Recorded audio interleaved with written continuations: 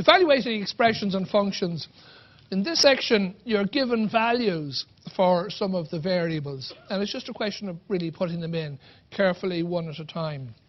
So we start now with evaluating the expression p squared plus 4q over 2 into q plus 1, where p is 1 and q is 2. You will be given the expression for the left-hand side, and you're just asked to substitute one in the other.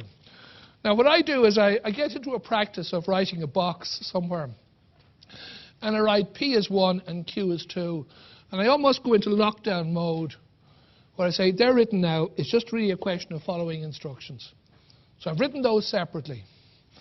So substituting values for p and q, I write the equation out again, and I say everywhere there's a p, so I say, well, that's going to be a 1, that's going to be a 1 squared, plus 4 times q, that's going to be 2, into 2 into just a 2, plus, what did I say? It was going to happen. I knew it was going to happen. It's fine. We'll start again. It's fine, it's cool. Otherwise, I could call out your name and put you on the video and say, your name is? No, it's fine.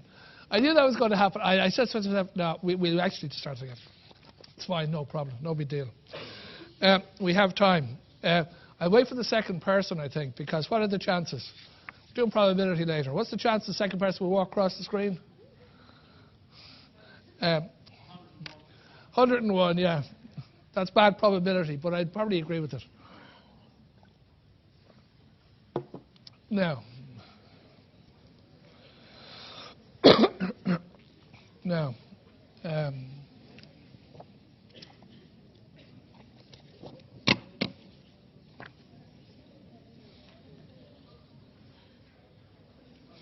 oh, will you catch the person, will you? I'll try, yeah. Okay.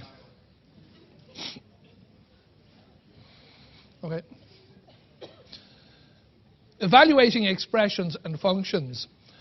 These come up a lot in the exam, and you're given a function, you're given an expression, and you're told to plug in some values. So in this question here, we're saying evaluate the expression p squared plus 4q over 2 into q plus 1, and you're given values for p and q of 1 and 2. Well, what I do is I draw a box somewhere, and I sort of tidy it up, and I say p is 1, q is 2. And I work off that for all the various bits that follow. So I say p squared plus 4q is 2 into q plus 1. I've rewritten the equation. So I say, OK, p is 1, that's 1 squared, plus 4 times 2, that's the 2, is 2 into bracket, q is 2 plus 1. So I've now safely transferred the numbers across. Now I follow the rules of mathematics. I'll do the brackets there squared, and I'll make that 1 squared is 1, 4 times 2. And within the brackets, I have 2 plus 1. So those brackets then become 3, and then 1 plus 4 times 2 is 8 over 6. 9 over 6 is 1.5. So it's really just a process of being very slow, very methodical, and you'll pick up all the marks in that section. Second example, evaluate the expression a squared plus b plus c over 2 into b minus c. You're given this, where a is 1, b is 3, and c is 5. So again, I just draw the box. A is 1, b is 3, c is 5, and I go into lockdown mode. I rewrite the equation out, and I say, but a is, that's a 1 squared, b, that's a 3, and c, that's a 5. Then 2 into b, that's going to be the 3, minus the 5, and I've written it out. Then I go through the steps one by one, and I say 1 squared is 1, 3 is 3, and 5 is 5. On the bottom, in the brackets first, the double brackets, 3 minus 5 is minus 2. Double that is minus 4. 9 over minus 4 is minus 2.25. And that's that one done. Sometimes the question comes up in a different part of your program, and it says find the values or the value of a function for integer values between minus 5 and plus 5. So here's a quadratic equation, fx, or y is equal to x squared minus 2x minus 8. And you're asked now to plug in values for x. So you just write them out, sometimes in a table maybe, x squared minus 2x minus 8, and you start with minus 5. So everywhere you see x, you put in minus 5. Minus 5 squared, minus 2 times minus 5, minus 8. Minus 4 equals minus 4 squared, minus 2 times minus 4, minus 8. Minus 3 the next time is minus 3 squared, minus 2 times minus 3 is 8, and all the way down until f0. f0, 0 squared, minus 2 times 0, minus 8. Now you have to do the calculations on each of those. So in the first one, your minus 5 by minus 5 is 25. Minus by minus is plus. So 25 plus 10 minus 8. You do your calculations. 35 minus 8 is 27. Here, your minus 4 squared is your 16. Minus by minus is plus 8. Minus 8, they cancel. You're left with the 16. And all the way down to 0, and you get 0 minus 0 minus 8 is minus 8. On the next page, we just continue with the question because it said from minus 5 to plus 5. And we just plug in positive values of x. Here's f1. Everywhere we see an x, we put in 1. Minus 2 times 1. So in this case, it's 1 squared is 1. Minus 2 times 1 is 2. Because minus by plus is minus. Minus 8 is minus 8. All the way, minus 9. Down to 5. 5 squared is 25. Minus 2 times 5 is your minus 10, because minus by plus is minus. Minus the 8 is 7. So that's how we do it. And we do a lot of that on our course. We're given a function, and we're putting in values. It can also come up in another part of your course, where you're told, show that the point xy of 6, 16, where 6 is x and y is 16, satisfies this function here. So y is another word for fx. Because really, if you think about it, on your course, you really only have 2 dimensions. You've only got paper, pen and paper. We don't draw models. We don't bring in 3-dimensional structures. So we just really have x and y. And x is horizontal, y is vertical, and everything is really in this plane. So when they say f of x is equal to x squared minus 2x minus 8, we invariably write the x on this side. And this is our f of x. But we also use this for y. So y is really f of x, or y is g of x. If you have y, x, you'll have y, whether it's called fx or gx or something else. So here we've got this equation that said fx is this, and we're to see if it satisfies the point 6, 16. Well, remember that xy is 6, 16. So in sort of longhand, we're saying x is 6 and y is 16. X is always first in the alphabet. It comes before y. And we always think of horizontal before we think of vertical. When we're reading a book, we read horizontally, whether we're in a Western culture from left to right or from right to left, before we read vertically. So it's always, we always talk about x first and then y.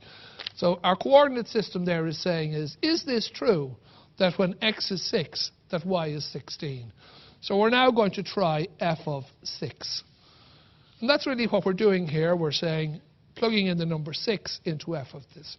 So f of 6 is 6 squared minus 2 times 6 minus 8. 36 minus 12 minus 8 turns out to be 16. And that's what we were asked to prove. So on this particular equation, xy, 6, 16, does satisfy the function. The point 16 will be on the graph. We weren't asked to draw the graph. We were just asked, does that point satisfy the function?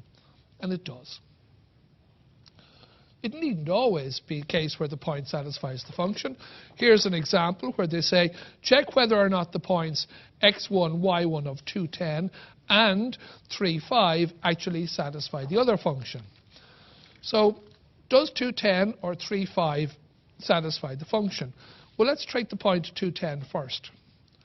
On the 210 case, we could say that in 210 we could say x1 is 2 and y1 is 10. Or x is 2 and y is 10 if we wanted to do that, and just plug in the numbers. So here we're saying x is 2. The function is gx, so gx is minus x minus 8. Everywhere we see an x, we're going to put in a 2. So instead of the x, we're going to have the 2. So minus 2 minus 8 turns out to be minus 10. So it looks like the point 2, when x is 2, and this is 10, 2 minus 10, so 2 minus 10 does not satisfy the function. Okay, so we'll make that 2 minus 10 there. That would satisfy the function. Now, let's look at the next point here, and we'll see if this point here, 3, 5, satisfies the function. 3, 5.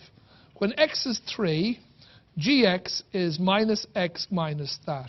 Minus 3 minus 8 is minus 11. So this says that the point minus 3 minus 11 is on the graph. We wanted to see if point 3,5 was on the graph. Is 3,5 on the graph? No. 3 at minus 11 is. So this does not satisfy the function. This is not on the graph. Is that okay? Excuse me. Now,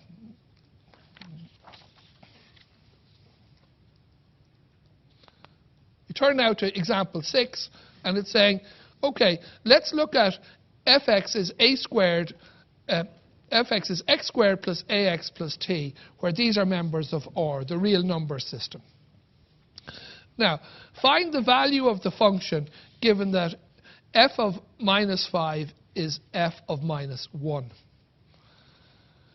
We are told that find the value of a given that f of minus 5 is f of minus 1. Now, what we're saying here is that this is the general function. X squared plus ax plus t is the general function, and we're told that f of minus 5 is f of minus 1. How would we find f of minus 5? Really what we're saying is that x is equal to minus 5.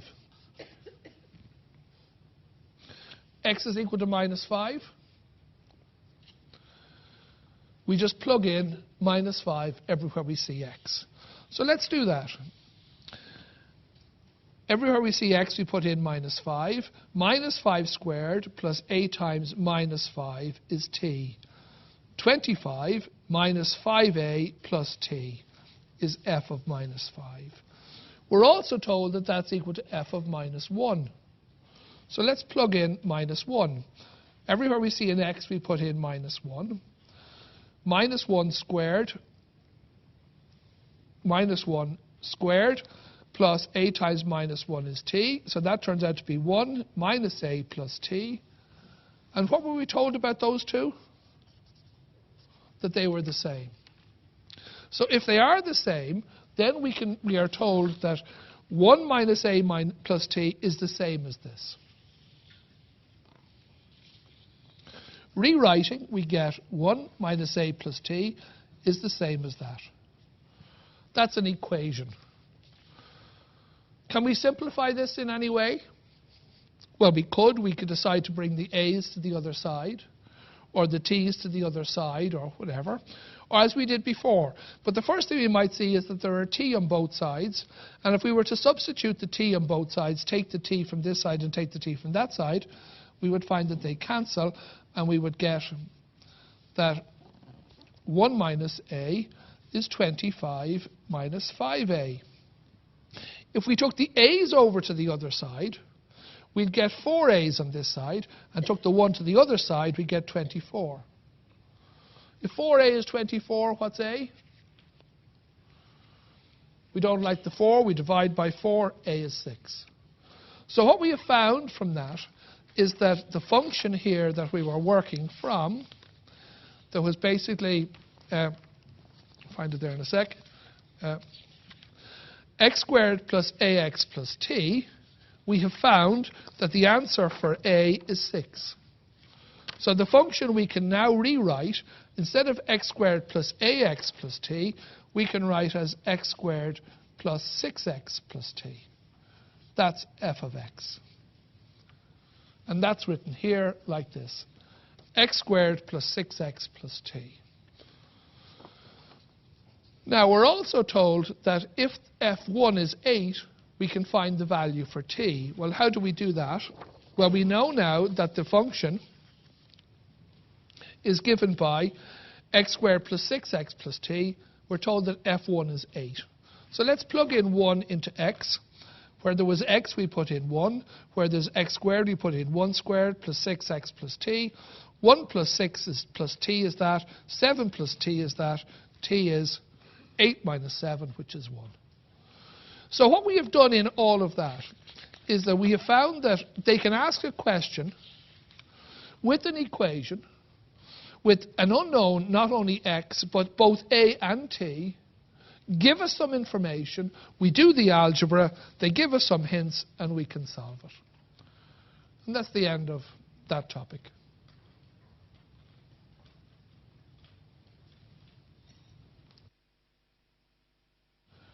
Now, just before we start the next, you noticed that there was a mistake there, didn't you? That was my notes, okay? And we'll go back and fix that. Everything was fine if I just had the right note, which would be very good. You'll find that this will be changed in your notes. So I think it was on the minus 10. It was the 2 points, actually, that wherever they were. Which page was it? Sorry, it was slide 32, example 5. Check whether or not the point's this. If you change this to 2, comma, minus 10, okay? That should have read 2 minus 10. It is correct. 2 minus 10 is correct there. It's just those two errors there. That should read 2 minus 10 and 2 minus 10. Is that okay? I'll fix that in the notes so that, but, anybody printing them down in future from the text, we'll just make that change. There's also a small thing. It probably came out okay, I think, on your book. There was a small thing there. This one here on slide 34, I don't know, did that or come through in your notes? Where AT is an element of or, it did? Yeah, it did, yeah. That's basically just I just have to get a photocopier. That's just on our photocopier here. Because those letters are sort of fancy for or and for C and for Q and all that sort of stuff, for the various number systems, they're not always on the in the subset of all the letters that machines carry. It's in your notes because the PDF files are right, but it just got printed on a photocopier that didn't have it. That's the end of that, I think.